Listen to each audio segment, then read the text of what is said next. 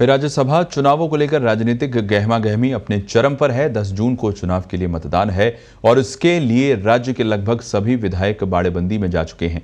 कांग्रेस 2 जून को ही बाड़ाबंदी कर चुकी है, तो भाजपा ने सोमवार को प्रशिक्षण शिविर के नाम पर विधायकों की बाड़ेबंदी कर दी। इस बाड़ेबंदी से वोटों का गणित कितना बिगड़ेगा या सुधरेगा, देखिए हमारी एक खास रिपोर्ट।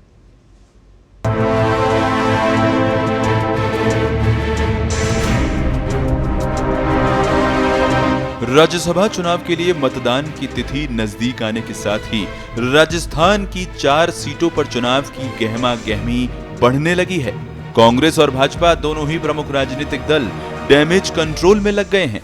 ये इसलिए कि पिछले 4 से 5 दिन से रूठने मनाने का जो सिलसिला चल रहा है, इसके चलते ये प्रबल आशंका व्यक्त की जा रही है कि डैमेज दोनों तरफ से होगा, लेकिन जो दूसरे पक्ष को ज्यादा डैमेज करने यानी नुकसान पहुंचाने में सफल होगा, उसी का उम्मीदवार राज्यसभा में पहुंचने में सफल होगा।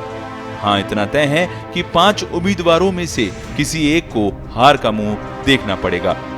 सत्ता के समीकरण अंक गणित के बिना नहीं बनते हैं, इसीलिए कहते भी हैं कि राजनीति में जीत हासिल करना संख्या बल का खेल है।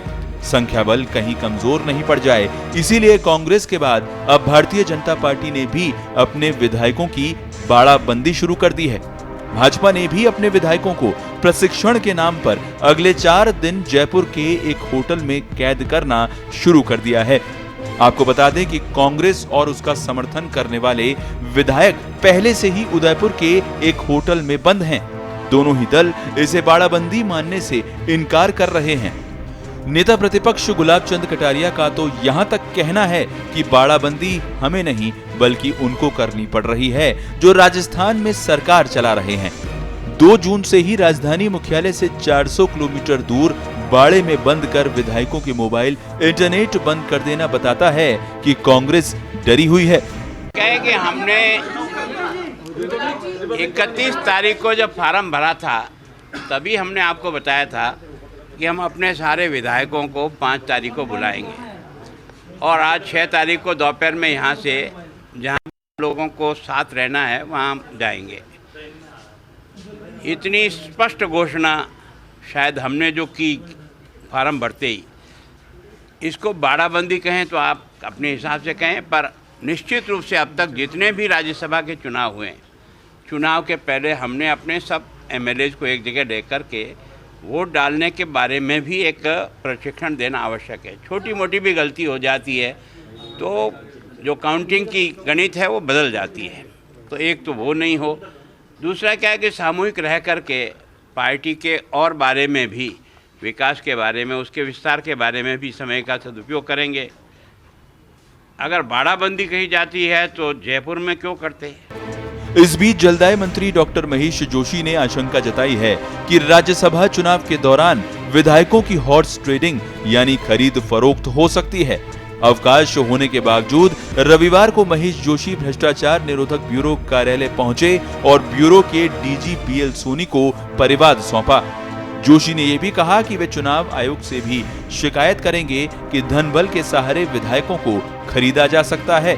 हालांकि उन्होंने किसी का नाम नहीं लिया, लेकिन सीधा संकेत निर्दलीय उम्मीदवार सुभाष चंद्रा को लेकर है, जिनकी उम्मीदवारी को भाजपा ने समर्थन दिया है।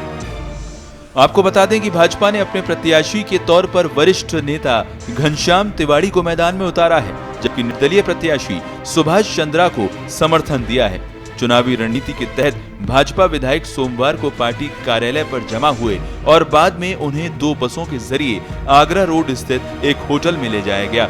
राज्यसभा चुनाव के प्रभारी और केंद्रीय मंत्री नरेंद्र सिंह तोमर और भाजपा प्रदेश प्रभारी अरुण सिंह, प्रदेश अध्यक्ष सतीश पूनिया, संगठन महामंत्री चंद्रशेखर, नेता प्रतिपक्ष गुलाब चंद कटारिया, उपनेता प्रतिपक्ष राजेंद्र राठौड़ आदि सभी विधायकों से होटल में मुलाकात करेंगे।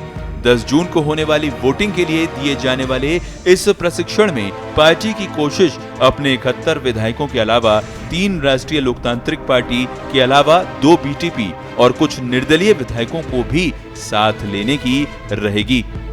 इस बीच कांग्रेस खेमे में भी ज्यादातर नाराज विधायकों को मनाने की कवायद शुरू हो गई है।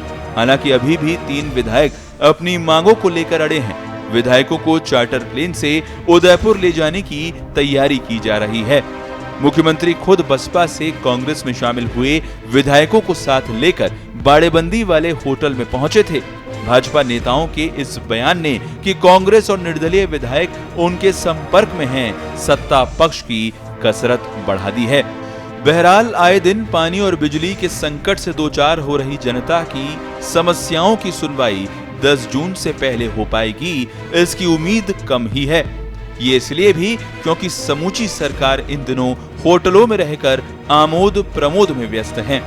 प्रतिपक्ष भी सरकार पर हमले करने के बजाय इस कोशिश में जुटा है कि येन केन प्रकारेण राज्यसभा की दूसरी सीट पर भी काबिज होने में सफल हो जाएं। मान मनोहार का दौर फिलहाल दोनों ही दलों में जारी है, क्योंकि ये सब ये मानकर चल रहे हैं कि अपनी मांगे मनवाने का ये आखिरी मौका है।